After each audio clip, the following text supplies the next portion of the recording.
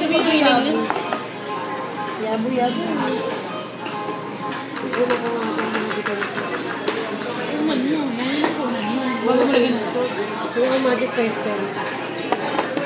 Tapos ano gagawin dito? Ito na? Ano sauce ko? Hindi, yan na yun. Yan, dyan ka naman. Sabi naman lagay lang. Ito, mamaya na para sa cabin. Hindi ko na puno ng ropa. Puno mo ba nung hindi ko ayos?